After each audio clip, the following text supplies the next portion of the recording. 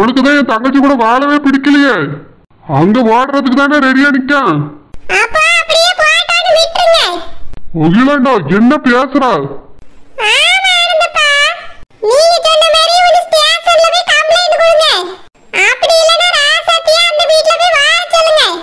அந்த வீட்டுக்கு என் தங்கச்சி போறதா?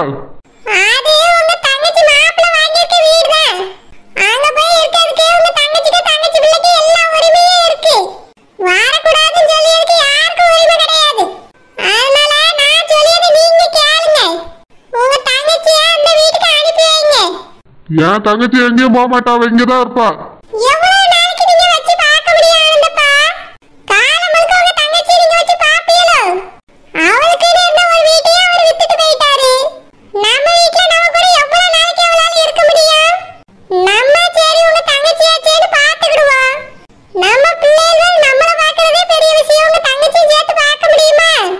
அதுக்கு என் தங்கச்சி வெளியே போன்னு சொல்றியோ?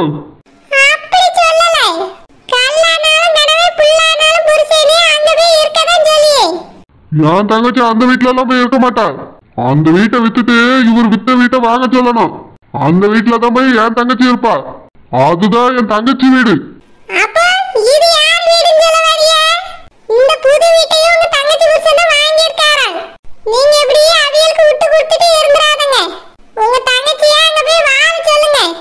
நீ பேசுறது எனக்கு பிடிக்கலாங்களாண்டோ. என் தங்கச்சிலாம் அங்க போக மாட்டா. இங்கதான் என் தங்கச்சியும் தங்கச்சி பிள்ளையும் இருக்கும். நாம தான் அவைய ரெண்டு பேரையும் பாத்துக்கிடணும்.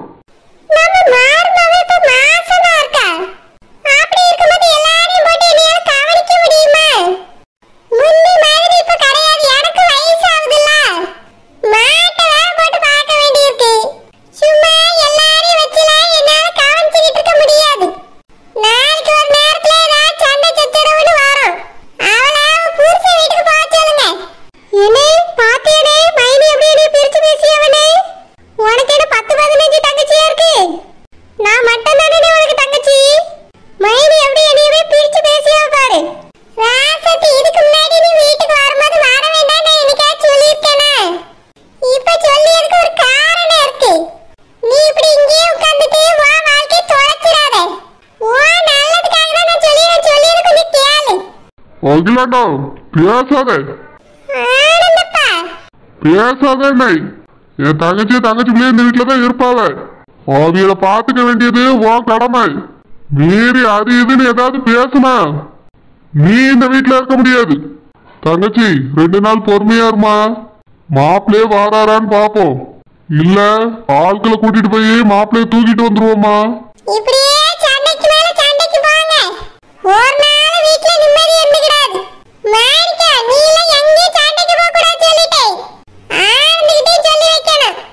அகிலாண்டா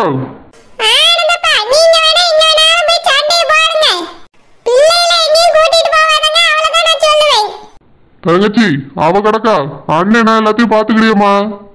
நீ உள்ள போ. அகிலாண்டோ இங்க தங்கச்சி இங்க இருக்க வரைக்கும் அவன் மனசு கஷ்டப்படுற மாதிரி ஏதாவது பேசுனா மனுஷனா இருக்க மாட்டேன். வேற நீ இந்த வீட்டுல இருக்க முடியாது சொல்லிட்டேன்.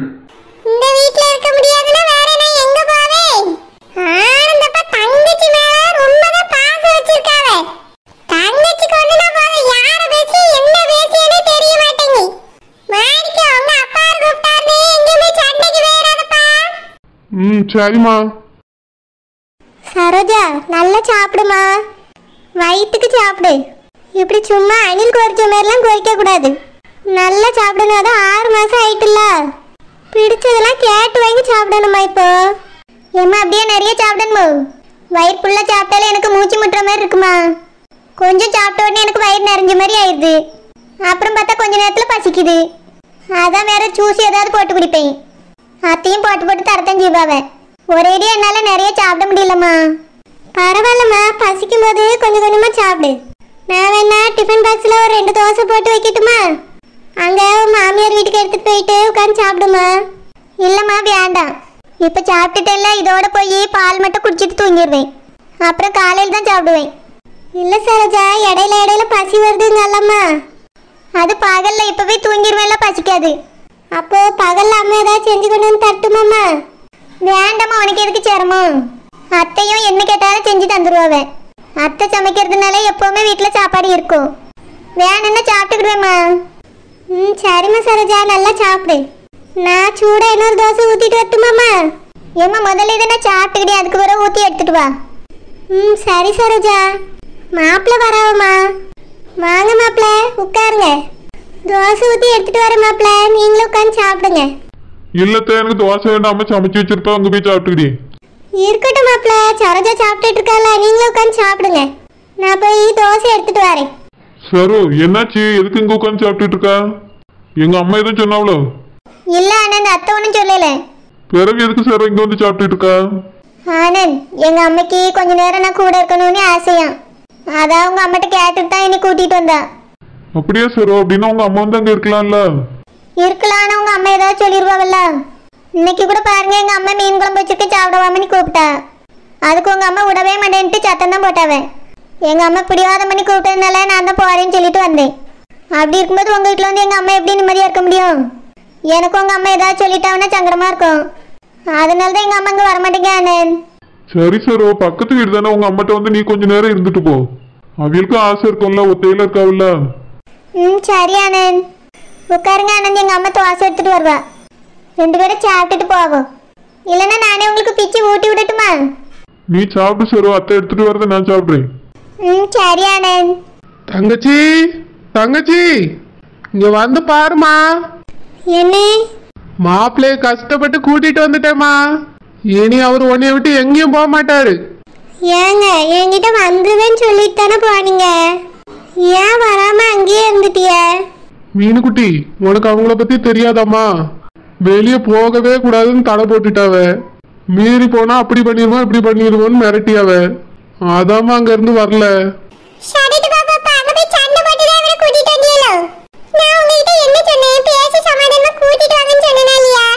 பேசிதான் கூட்டிட்டு வந்திருக்கு. அவரு விட மாட்டேன்னு தான் சொன்னாரு மாப்பிள்ளைய. நான் தான் பிடிவாதம் பண்ணி இழுத்துட்டு வந்திருக்கேன். ஆமா, சண்டை போட்டுட்டு தான் இழுத்துட்டு வந்திருக்கு. அவிய கிட்ட சமாதானமா பேச முடியுமா? நம்ம ஒண்ணு சொன்னா அவிய ஒண்ணு சொல்லியாவ. அதனால சண்டை போட்டுட்டு தான் மாப்பிள்ளைய கூட்டிட்டு வந்திருக்கேன். அடிப்பிடிலாம் போடல. அங்க ஆனந்தோட அப்பா அம்மா மட்டும்தான் இருந்தாவ.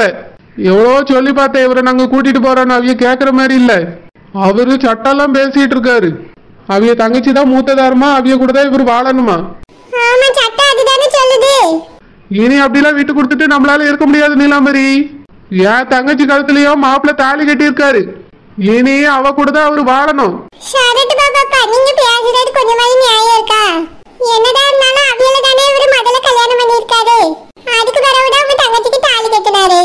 கல்யாணத்துக்கு முன்னாடியே என் தங்கச்சியை தான் இவர் விரும்பினாரு. இத்தனை வருஷம் தான் அவங்களுக்கு வாழ்க்கையை விட்டு கொடுத்துட்டு என் தங்கச்சி சும்மா இருந்துட்டா. இனிமேலும் அப்படிலாம் இருக்க முடியாது. தங்கச்சி இங்க பாருமா, யாருக்காகவே இனி உன் வாழ்க்கையை விட்டு கொடுக்க கூடாது. ஓ புருஷனையும் விட்டு கொடுக்க கூடாது. இனி நீ இவரு கூட தான் வாழணும். மாப்பிள்ள உங்களுக்கும் சேர்த்துதான் சொல்றேன். இனி என் தங்கச்சியை விட்டுட்டு நீங்க எங்கேயும் போக கூடாது. இதுக்கு மேல நீங்க அவ கூட தான் வாழணும். அவிய மிரட்டினாவே இவிய மிரட்டினாவே எங்கேயும் போயிடாதுங்க மாப்பிள்ள. அதுக்கப்புறம் நான் மனுஷனா இருக்க மாட்டேன். யாருக்குன்னா இந்த பிரச்சனைக்கு அப்புறம் என் தங்கச்சி ரொம்ப அழுதுட்டா. இனி அது அவ நிம்மதியா இருக்கணும். சரிங்க மச்சான். தங்கச்சி, நாளைக்கு காலையில நாங்க வீட்டுக்கு கிளம்புறோமா. நீயும் மாப்பிள்ளையும் இந்த வீட்டுல நல்லபடியா வாழுங்க. சரிண்ணே. அவிய வீட்டுல இருந்து யாராவது மறுபடியும் வந்து பிரச்சனை பண்ணா என்னென்ன செய்யறது? பிரச்சனை பண்ணாவனா நம்மளும் பதிலுக்கு பிரச்சனை பண்ணுவோம். இதுக்கு மேல மாப்பிள்ள வாழ்ந்தா உன் கூட தான் வாழணும். இல்லனா ஜெயில போய் வாழட்டும். அந்த வீட்டுக்கு மட்டும் போகவே கூடாது. மீறி போனார்னா எனக்கு ஒரு போன் போடுமா. அண்ணன் எல்லாத்தையும் பாத்துக்கிடி. என்ன அவரா போக மாட்டாருனே? அவிய வந்து தூக்கிட்டு போயிட்டாங்கன்னா என்ன செய்ய? அதையும் அண்ணன் பாத்துக்கிடியம்மா. என்கிட்ட சொல்லு, ஏதா இருந்தாலும் நான் பாத்துக்கிறேன். சரிண்ணே.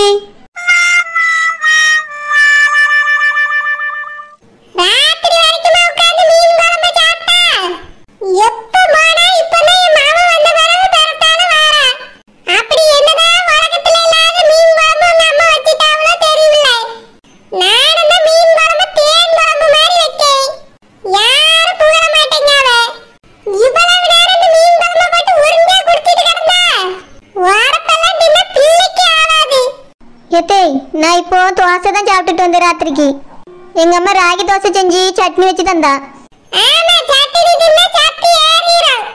சட்னி விட்டா உங்களுக்கு என்ன தெரியும்? உனக்காக நான் இங்க சப்பாத்தி செஞ்சு குருமா வச்சு வச்சிருக்கேன் எல்லா காயும் போட்டு. சட்னியை தின்னேன்னு வந்து நிக்கா. ஏமா ராகி தோசை ரொம்ப நல்லா இருந்து. நீ அங்கேயே போய் தின்னுட்டு வந்துட்டியாக்கா? அப்ப வீட்டுல செஞ்சு வச்சது என்ன பண்ண? குப்பையில போட்டுறலாமா? ஏமா அங்க போனா சரபாக்கு அத்தை ரொம்ப விரும்பி சாப்பிடுங்க மாப்பிள்ளன்னு சொன்னாவ, அதனால சாப்பிட்டுட்டு வந்துட்டேம்மா. எங்களுக்கு ஆளுக்கு ஒரு கிளாஸ் பால் மட்டும் தான் குடிச்சிட்டு படுக்க போறோம்.